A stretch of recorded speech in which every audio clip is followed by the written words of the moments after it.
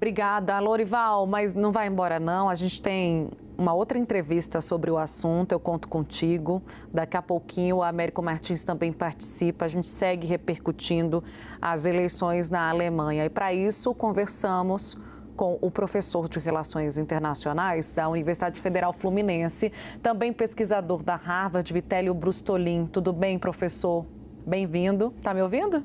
Estou te ouvindo, Tainá. Boa tarde também aos estimados Lorival e Américo, uma equipe excelente. Boa tarde a todos. Professor, traz para a gente então a imagem que passa a Alemanha agora com o controle do Friedrich Merz, com a vitória dele, né?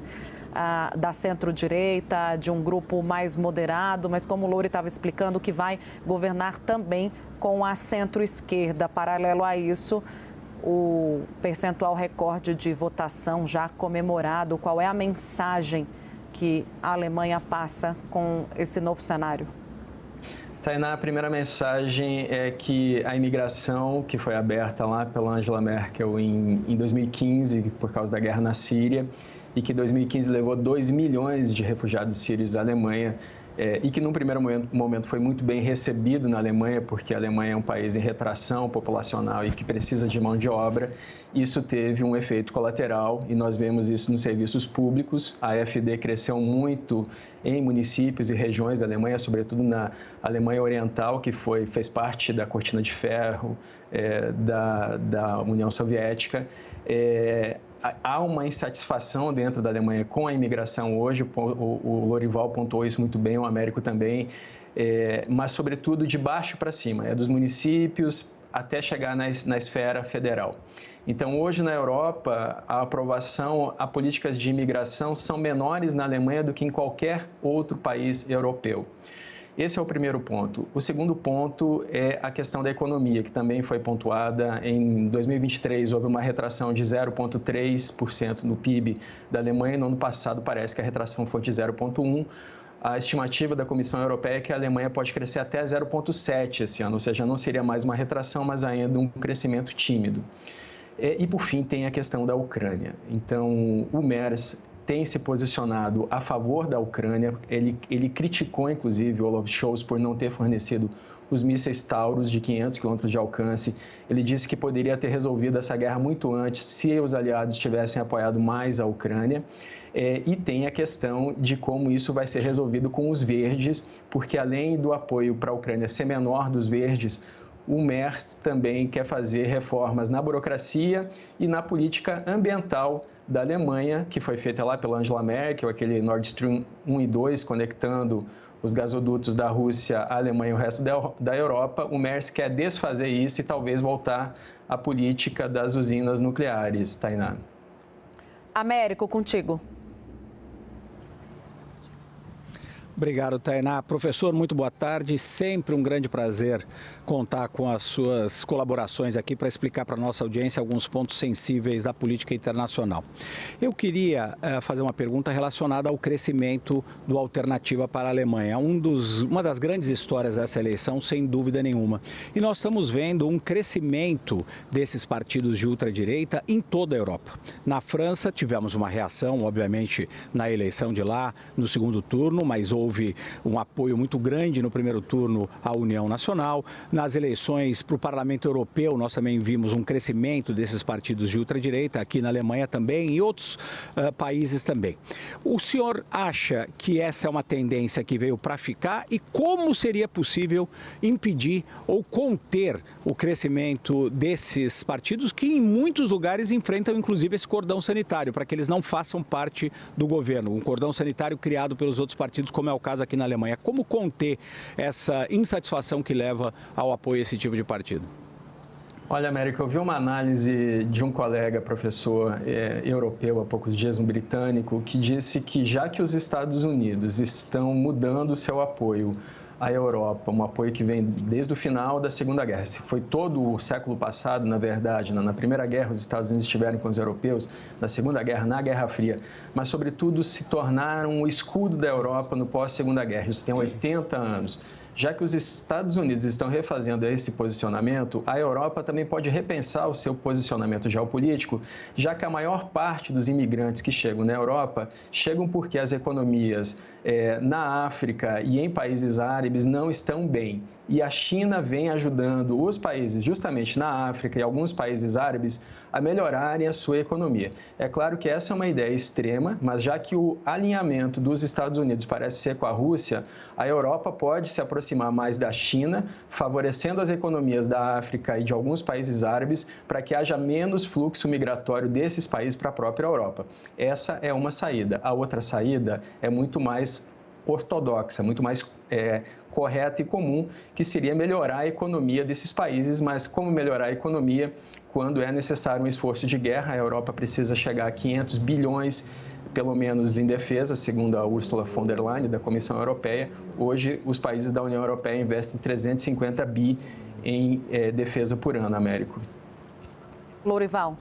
Esse é um dos dilemas mais difíceis, porque envolve também a questão fiscal, né? E a gente está num momento em que a gente está empurrando os paradigmas ideológicos, né? Veja isso, quer dizer, a CDU, que é, em princípio, historicamente, e aliás a Alemanha, de maneira geral, ela é fiscalmente conservadora, depois da experiência traumática da hiperinflação dos anos 30, agora tem provavelmente um chanceler, né, cujo instinto seria a contenção dos gastos num momento em que a Europa e a Alemanha precisam empurrar os limites fiscais para fazer frente aos desafios dos gastos de defesa, né? Então você tem o Merz, ele é um falcão na área de defesa, provavelmente se juntará ao Boris Pistorius, que deve se tornar o líder da SPD, né, e que é o ministro da Defesa atual, é muito mais falcão do que o Olaf Scholz.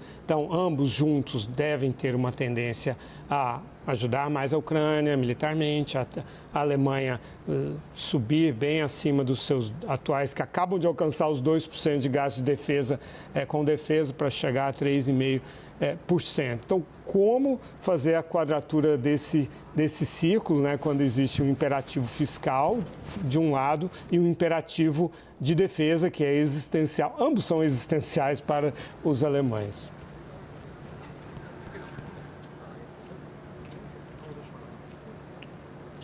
Vitélio, o que você acha? Bom, eu fiquei pensando quem seria o próximo. Olha, Lourival, a situação agora é a seguinte, né? Todo mundo está esperando o que vai acontecer com esse governo alemão, né? Você falava que deve ser formado até a Páscoa, é isso que o Merz espera. Por quê? Porque na segunda-feira, amanhã, o Macron vai a Washington conversar com o Trump, amanhã que faz 3 anos da guerra na Ucrânia, e na quinta-feira vai o Keir Starmer, do Reino Unido, conversar com o Trump. Então, existe toda essa questão que envolve a segurança europeia no momento em que o principal parceiro desses países todos da União Europeia, que foram os Estados Unidos, tira a Europa da mesa de negociação, e no momento de retração da economia alemã. Veja, a Espanha passou a Alemanha como locomotiva na União Europeia, como país que mais cresce na União Europeia. E tem ainda por cima a questão da imigração e do crescimento de uma direita ultranacionalista. Nós estamos vendo gestos neonazistas sendo feitos em conferências a olhos nus, todo mundo consegue ver.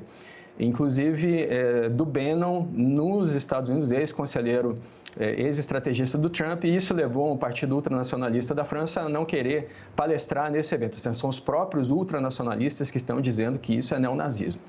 Então, é um momento crucial para a Europa se reinventar, porque se não fizer isso agora e se cada um pensar no seu próprio país e não houver uma unidade da União Europeia, a tendência é que haja uma dissolução e que esses países percam cada vez mais a sua importância geopolítica diante do que acontece no mundo nesse momento. Lourival, Tainá e Américo.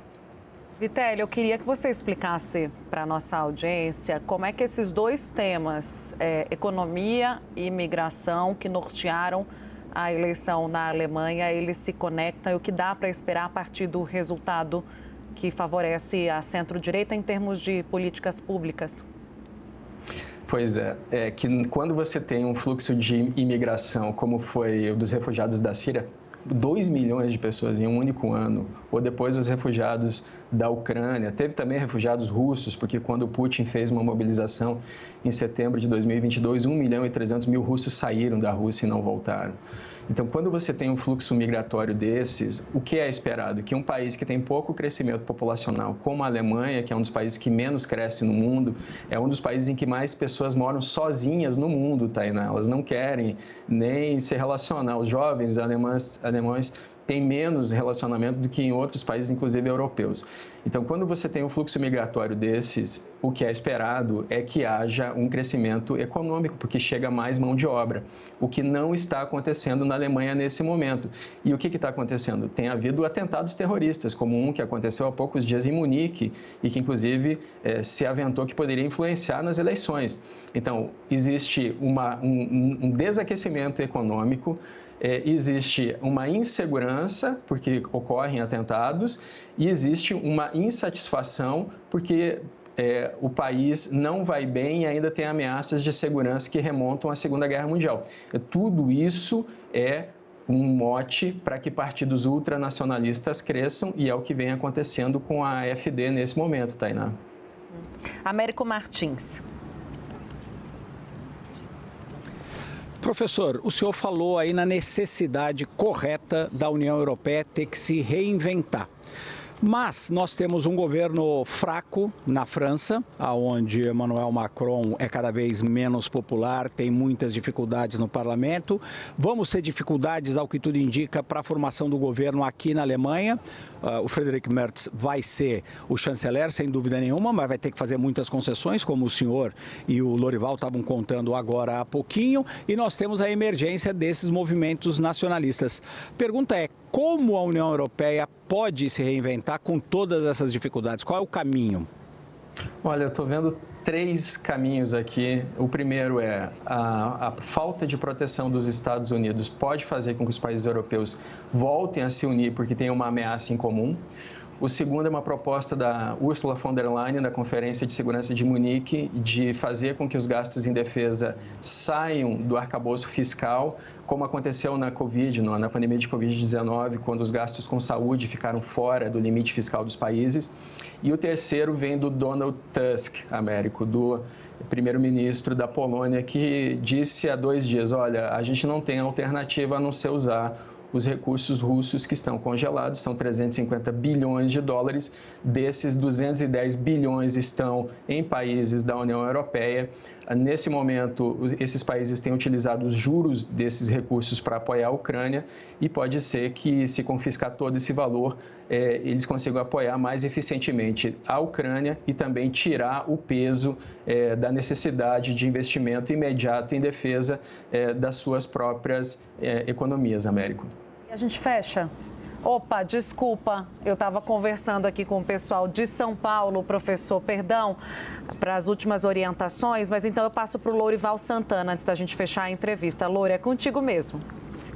Bom, essa eleição, ela empurra um limite, né, no sentido de que um partido que fez uma campanha com o slogan Alles für Deutschland, né, brincando com o nome Alice Weidel, que é a líder da AfD, usando o slogan nazista Alles für Deutschland, tudo pela Alemanha, que ganhou 1/5 dos votos segundo a boca de urna, né. Por outro lado, 4/5 dos votos não foram para esse partido. Interessante, eu estava ouvindo hoje um jornalista alemão que disse que a intervenção do Elon Musk, né, que fez um SpaceX para Alice Weidel, entrou por vídeo em um comício dela, o apoio mais ou menos velado do Donald Trump não alteraram a votação, não aumentaram a votação da AfD e os outros partidos mantêm esse Brandmauer, né, esse muro de contenção do fogo ou cordão sanitário. Agora, é um caminho de normalização no país em que isso tem o maior simbolismo possível, né? O berço do nazismo, né? E que é algo que os alemães sempre tentaram manter afastado, como um fantasma. Essa eleição fortalece essa corrente, Marine Le Pen na França, que virá em 2027 a eleição, esses outros países todos, Áustria, Holanda, Suécia, em todos esses países, né, já existe uma forte oposição ou já estão no governo, Hungria, Eslováquia, enfim, Portugal, Espanha, por que não dizer, na Itália estão no governo, embora a Giorgia Meloni tente ser um pouco mais moderada. O recado é 20% apenas ou tudo isso 20%? Lorival, eu estava te ouvindo, eu quero fazer uma observação aqui, porque nos últimos dias foram identificadas 700 contas robôs dentro da Alemanha, municiadas pela Rússia, que são, nos Estados Unidos, isso é chamado de ameaças híbridas, né? Então, essas contas faziam campanha para a AfD, faziam campanha para os ultraconservadores. Isso não é a primeira vez que acontece, isso aconteceu em 2016 nas eleições nos Estados Unidos, teve o relatório Miller, 26 pessoas foram presas por isso, os russos tentaram fazer em 2020 de novo.